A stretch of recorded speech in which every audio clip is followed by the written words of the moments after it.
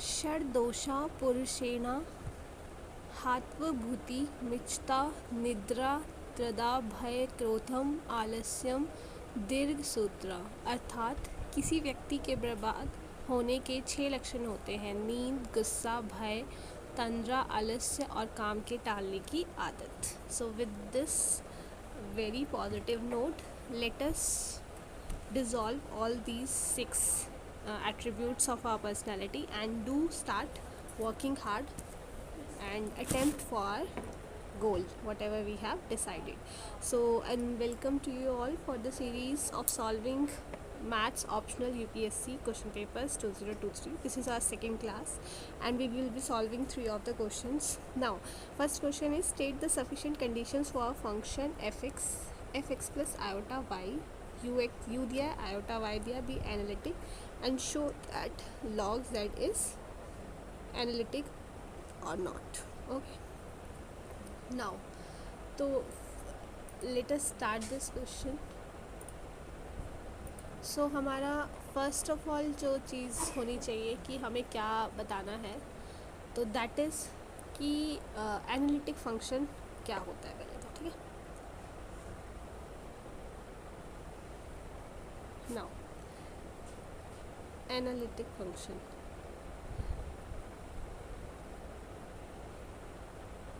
ठीक है. Analytic function होता है कोई भी हमारा जो एफ जेड है, ठीक है, वो क्या हो, अनकाउंटेबल पॉइंट्स पे आपका ये first it should be continuous function, ठीक है, कॉन्टिन्यूस फंक्शन. सेकंड, डिफरेंशिएबल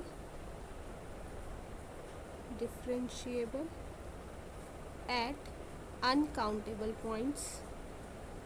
ऐसा नहीं कि किसी एक पॉइंट पे, अनकाउंटेबल पॉइंट्स, ठीक है, कॉन्टिन्यूस. एंड थर्ड हमारे पास आता है CR इक्वेशन, ठीक है. अब जैसे मान लो हमारे पास है 1/z, तो 1/z क्या है, कॉन्टिन्यूस ही नहीं है z इक्वल्स टू 0 पे, ठीक है.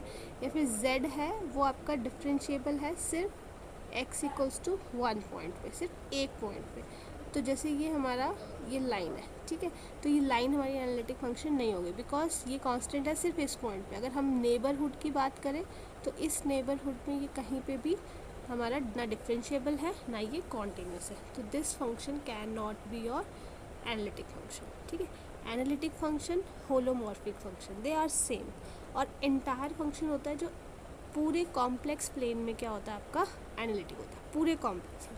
लेकिन एनालिटिक फंक्शन क्या होगा कि अगर हम बात करें जैसे यूनिट डिस्क की बात की हमने, तो z इक्वल्स टू 1, ठीक है, unit disc z is less than 1, तो इस पूरे इंटरवल पे ही क्या होगा, कांस्टेंट होगा, कॉन्टिन्यूस होगा, डिफरेंशिएबल होगा और एनालिटिक भी होगा, ठीक है. लेकिन एंटायर फंक्शन क्या होगा, पूरे पे होगा, ठीक है. तो आप इसमें पॉइंट्स वाइज लिख सकते हो. एक मिनट, हाँ, डेफिनेशन अगर आपको लिखनी है तो डेफिनेशन में पहले 3 पॉइंट्स ये मेंशन कर दिए. नाउ अ फंक्शन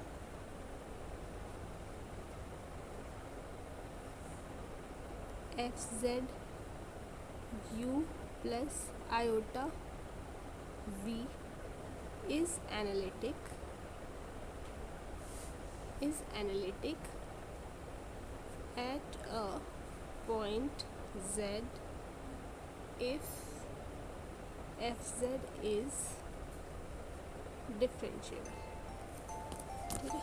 डिफरेंशिएबल होगा हमारा, differentiable eight z as well as in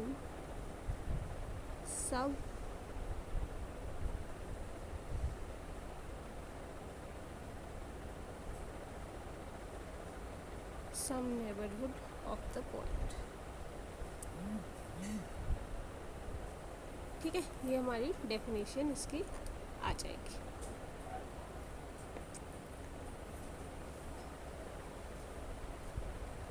एक और चीज़, जो हमारा सेट ऑफ एनालिटिकल पॉइंट्स होता है वो हमेशा ओपन सेट होता है, ठीक। नाउ अब हमें सी आर इक्वेशंस एक्सप्लेन कर देते हैं। लेकिन हाँ, सी आर इक्वेशन सिर्फ नेसेसरी कंडीशन है हमारी, क्योंकि अगर सी आर कंडीशन सेटिस्फाइड है इट डजेंट मीन्स कि फंक्शन एनालिटिक है या नहीं है, ठीक है। तो हमारा सी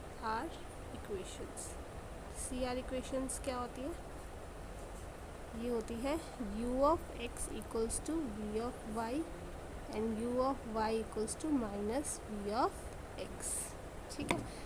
u ऑफ पोलर फॉर्म में v थीटा अपॉन r आ जाएगा और u ऑफ थीटा क्या आ जाएगा, minus v r upon r आ जाएगा, ठीक है। तो ये हमारी क्या आ जाएगी,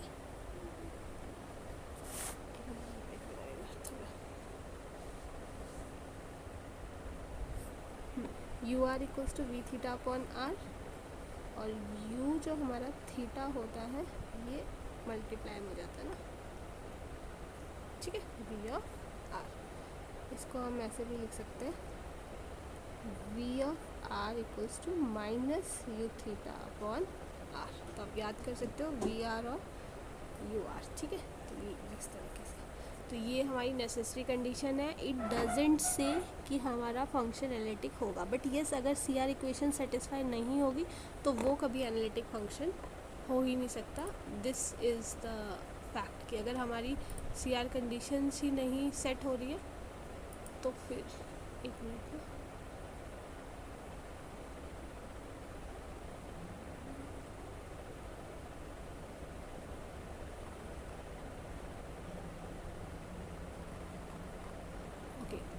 सॉरी अब मेल आ गया था, हाँ ठीक है। तो ये हमारी कंडीशन सेटिस्फाई नहीं हो सकती। Now next part is our, we have to show कि लॉग जेड है वो एनालिटिक इन इट्स डोमेन।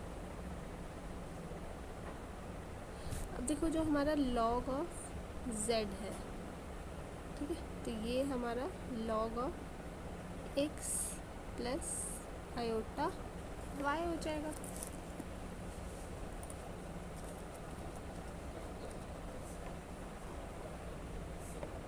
ठीक है। ये हम इसको इस फॉर्म में लिख सकते हैं। नाउ हमें पता है कि जो लॉग है, लॉग की जो प्रॉपर्टीज़ हैं, लॉग में कभी भी जो आर्ग्यूमेंट होगा, लॉग का argument that can not B negative, वो नेगेटिव कभी नहीं होगा, ठीक है। तो वैसे तो हमें पता ही है कि ये हमारा होल पे तो एनालिटिक नहीं होने वाला, तो इसको हम लिखेंगे कैसे। तो हमें पता है कि जो लॉगरिथम है ये कॉन्टीन्यूस होगा, बट ये कॉन्टीन्यूस कहाँ पे होगा, C0 को छोड़ के, ठीक है। और जो इसका आर्ग्यूमेंट होगा z का, वो आपका माइनस पाई से प्लस पाई इंक्लूडेड नहीं, पाई इंक्लूडेड नहीं हो पाएगा ना, ठीक है। तो आपका जो c है इसका ये आ जाएगा माइनस इन्फिनिटी से 0, ठीक है। तो let this function be LZ, okay. Now it is analytic, ये एनालिटिक है, ठीक है। अब हम Z0 एक पॉइंट ले लेते हैं इन डोमेन में पॉइंट ले लेते हैं Z0। तो हम लिख सकते हैं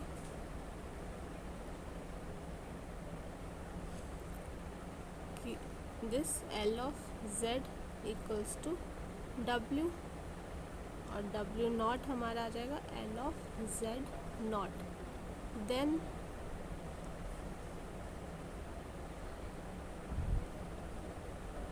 limit part Z of Z0 जो है वो L of Z minus L of Z0, Z minus Z0, limit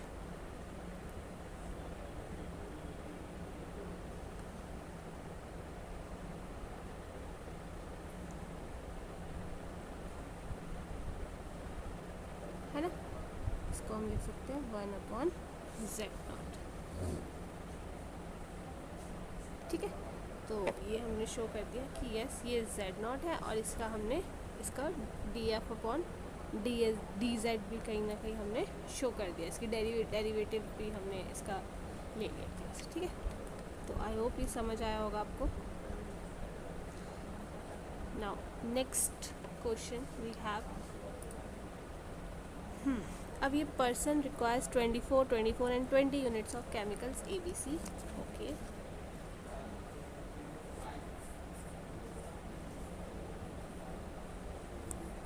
product P contains 2, 4 and 1 units of chemicals ABC respectively per jar, और प्रोडक्ट 2 जो होगा वो प्रोडक्ट Q जो है वो 2, 1, 5 यूनिट्स, ठीक है। If a jar of P cost 30, तो हमें मैक्सिमम निकालना और उसका पॉइंट निकालना है ना, यही दो चीज़ें निकालनी है हमको इसमें। चलिए ठीक है। नाउ हमारे पास क्या क्या गिवन है पहले हम वो लिख देते हैं। तो हमारे पास 24 एंड 20 यूनिट्स के ABC केमिकल्स अवेलेबल है। प्रोडक्ट P को हम X ले लेते हैं, और प्रोडक्ट Q को हम Y ले लेते हैं, है ना। और ये हमारे पास है 2, 4, 1 यूनिट्स, ये है 2, 1, 5 यूनिट्स, ठीक है। और हमारे पास ऑब्जेक्टिव क्या है, मैक्सिमम वैल्यू निकालनी है 30x + 50y, है ना। ओके, तो हम इसको कुछ ऐसा लिख सकते हैं, ये हमारा क्वेश्चन है, ठीक है। तो हम इसको लिख देते हैं A, B and C, ठीक है।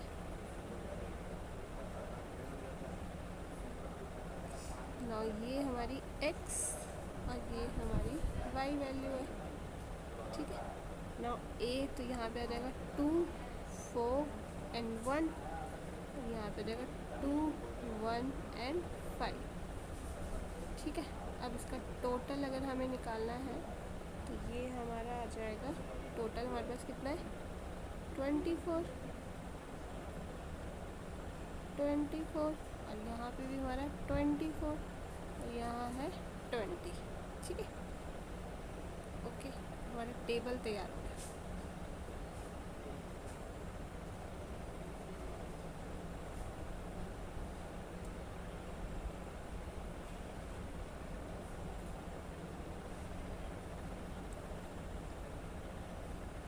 ठीक है, हमारा टेबल तैयार हो गया।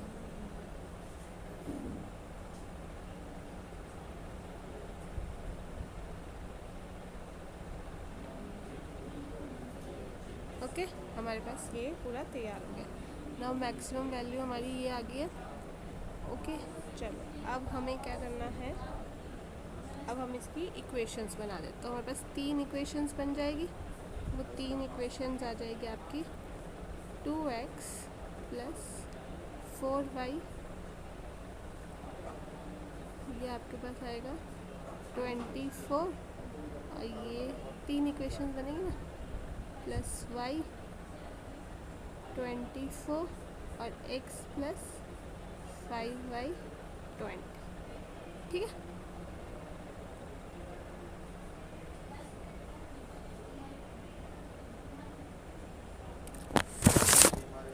ओके, नाउ अब हमारे पास 3 लाइंस बन जाएगी। तो ये एक तो हमारा यहाँ से इस वाली इक्वेशन से हमारे पॉइंट्स आ जाएंगे 6, 0, और ये आएगा 0, 24, ठीक है। नेक्स्ट हमारे पास आ जाएगा ये, इसको मैं ले लेती हूँ 0, 6, और ये मेरे पास आ जाएगा 12, 0, ठीक है। देन लास्ट जो है इधर से मेरा आ जाएगा 20, 0, ये पॉइंट, और ये 0, 4, तो कुछ इस तरह के, ठीक है। अब मुझे पॉइंट्स ये चाहिए, ये वाला पॉइंट चाहिए, ये वाला पॉइंट चाहिए, और ये वाला पॉइंट चाहिए, ठीक है। क्योंकि जब मैंने इसका फिजिबिलिटी टेस्ट किया, ये सारा बड़ा है, तो कहीं ना कहीं इसका जो एरिया आ रहा है वो सारा बाहर को आया। तो ये मुझे हाईलाइटेड पॉइंट्स चाहिए, ठीक है। तो ऑन सॉल्विंग टू इक्वेशंस, दोनों इक्वेशंस को जब मैं सॉल्व करूँगी तो ये मेरे points, I have solve this points to help you out in calculations. Please do your calculation part. आपको तीनों इक्वेशन, ये वाले, ये इन दोनों इक्वेशन से ये पॉइंट आ जाएगा, ये तो है ही हमारे पास एक इक्वेशंस, ठीक है, और एक ये वाला पॉइंट इन दोनों इक्वेशन से। ओके, तो हमारे जो पॉइंट्स आ रहे हैं वो आ रहा है एक्स और वाई, 4 पॉइंट्स आ जाएंगे। तो ये आ जाएगा 0 और 24। आप कैलकुलेशन एक बार देख लेना अगर कुछ गड़बड़ हो तो, ठीक है। 24 एंड 7, एक ये पॉइंट आ रहा है हमारे पास, और एक पॉइंट हमारा है 12 0, और एक और पॉइंट आएगा हमारे पास, वेयर इज दैट पॉइंट, ये था हमारा, एक मिनट ना, चेक दैट पॉइंट, आएगा 4x + y, कुछ गड़बड़ होगी, एक मिनट, = 80, 20 आ गया, माइनस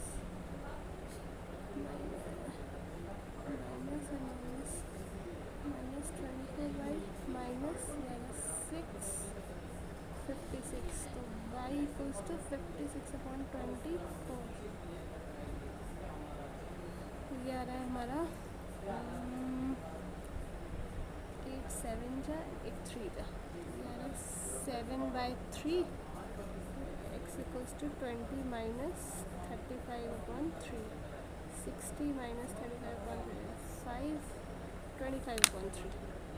35/5, 25/3,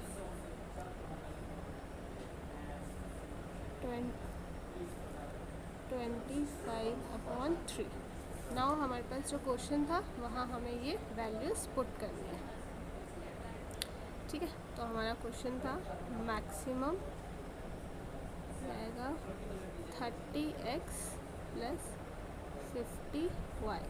तो जब ये वाला पॉइंट हमने किया तो ये आंसर आएगा 1200। जब ये वाला पॉइंट हमने किया था तो दिस आंसर इज़ अप्रॉक्सीमेटली 13/8/7। जब ये हमने किया तो ये 360, और जब लास्ट पॉइंट किया तो लास्ट पॉइंट से आ जाएगा 30 × 25/3, 10 आ गया +3, तो ये आ जाएगा आपका 350/3।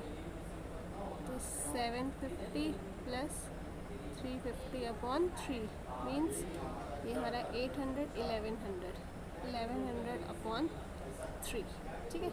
तो ये आ जाएगा 3 पॉइंट समथिंग, इसको करेंगे हम तो ये आ जाएगा 160, 8 जा 56, 48, 7 this। तो yes 1200 is our maximum value, इसकी ही निकालना था, ठीक है। ये सारे कैटेगराइज करने थे पॉइंट्स और फिर इनमें मैक्सिमम वैल्यू हमें निकालनी थी। This comprises of 10 marks. Okay, now next देखो, ये जो हमारे स्कोरिंग मार्क्स होते हैं, अगर हमारे पास ऐसे कोई क्वेश्चन आ जाता है, जैसे अभी आ गया था कॉन्स्ट्रेंट्स का, तो दिस इज़ वेरी फ्रूटफुल, यहाँ पे हमारा स्कोर्स करना थोड़ा सा इजी हो जाता है। नाउ अब हमारे पास क्वेश्चन है कि एक non commutative group of order 2p है, ठीक है।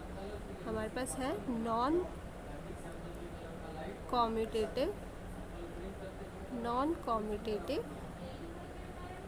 ग्रुप ऑफ ऑर्डर 2p, ठीक है। तो p हमारा ऑड प्राइम होना चाहिए और उसके पास ग्रुप का सब ग्रुप जो ऑर्डर है वो ये ही होना चाहिए, ठीक है। चलो नाउ सपोज करते हैं, अब हम क्या करते हैं, लेट अस सपोज कि p है, p is our odd prime, ठीक है, ऑड प्राइम है, और जो g है हमारे पास, जो भी ग्रुप है वो हमारे पास नॉन एबिलियन है। नॉन कॉम्यूटेटिव इज नॉन एबिलियन है, क्योंकि एबिलियन ग्रुप मतलब कॉम्यूटेटिव, तो नॉन एबिलियन ग्रुप आ गया आपके आगे, ठीक है। Non abelian group of order 2p, ठीक है। नाउ अब हमारे पास क्या होगा, तो हमें ये देखना है कि जो हमारा ग्रुप है ग्रुप कंटेन्स, इसके पास क्या क्या चीज़ें हैं, it contains by Lagrange's theorem, ठीक है, by Lagrange's theorem for all x belongs to g, की जो ऑर्डर है हमारा उसमें ऑर्डर 1 होगा, 2 होगा, p होगा और 2p होगा, ठीक है। नाउ अब यहाँ पे ये बोल रहे हैं कि यहाँ पे ना कोई भी हमारे पास जो ऑर्डर है वो 2p नहीं हो सकता, ठीक है। बाय लैग्रांज थ्योरम तो ये कह रहा है कि हमारे पास ये ऑर्डर्स होंगे, ठीक है, क्योंकि हमें लैग्रांज थ्योरम क्या बोलती है कि जो भी उसके प्राइम डिवाइजर्स होते हैं उसका सब ग्रुप होना ही चाहिए। लेकिन हम ये एक अजम्पशन की एक ट्रूथिंग है जिसको हम बोलते हैं केस 1, ठीक है, जो इससे हमारा आउटपुट निकला है, because we have to discuss all such things कि there will not be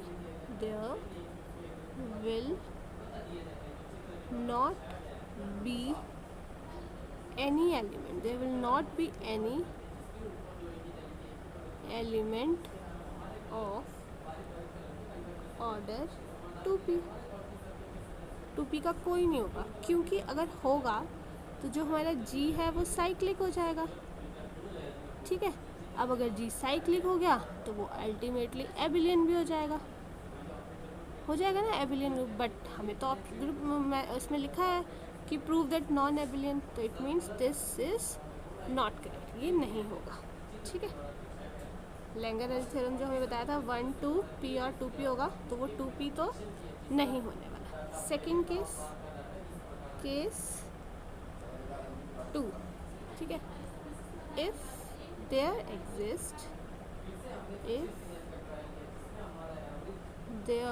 exist x belongs to g such that जो ऑर्डर है x का वो p होगा, ठीक है, तो वो p ऑर्डर में हमारे पास कोई इसका सेकंड पार्ट नहीं आ रहा कि हाँ p ऑर्डर का हो सकता है, ठीक है। तो हमारा केस 3 बोल रहा है कि e इज़ द only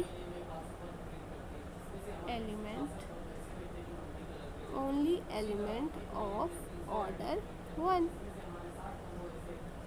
ठीक है, बट जो p है वो 1 तो नहीं है, ठीक है, तो वो ऑड प्राइम तो नहीं होगा, है ना, क्योंकि p तो प्राइम तो नहीं होता 1, ठीक है। नाउ अब फोर्थ केस जो हमारा अजम्पशन आ रहा है कि और क्या हो सकता है, ये सारी देखो हमने चीज़ें निकाली है कि हाँ ये चीज़ें हो सकती है, तो फोर्थ आएगा let there is an element g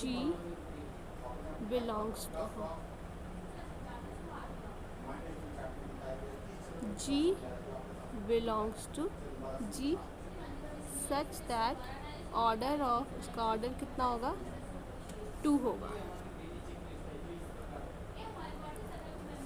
ठीक है ना। इसमें अब हम एक और चीज़ आगे करेंगे,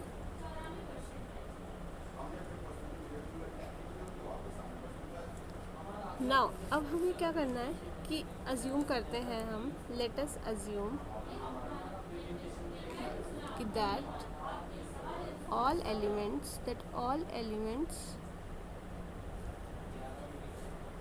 have order 1 और ऑर्डर 2, तो हम लेते हैं x y y, x को हम x equals to x into x, identity x into y, x into y for every x और y बिलोंग्स टू g, ठीक है। तो इसका हमारा देयरफॉर कि x इक्वल्स टू वाई हो जाएगा, y इंटू एक्स हो जाएगा, तो ग्रुप मस्ट भी आपका एबिलियन होगा, ठीक है। तो ग्रुप एबिलियन हो जाएगा, तो ये तो फिर हमारा गलत हो जाएगा, इसका मतलब हमारे पास पक्का से जो वो है ऑर्डर है, ग्रुप है, तो देयर आर सम एलिमेंट्स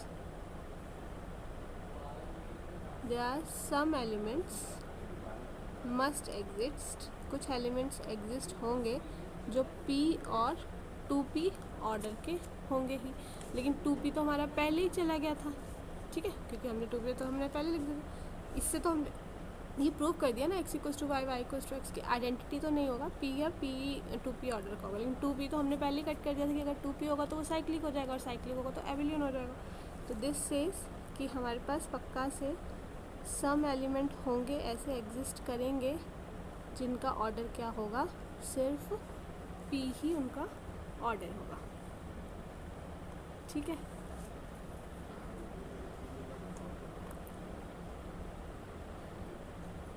तो P हमारा P ऑर्डर का होगा, तो P हमारा 2 3 5 दिस ऑर्डर, ठीक है। तो 2P तो नहीं हो सकता कि हमने 2P को लिख दिया, तो यस ये सारे ऑप्शंस हमारे पास हो सकते हैं, ठीक है। 2P तो अपने आप ही कट गया, तो yes this gives us the proof. I hope ये आपको समझ आया होगा। Thank you so much.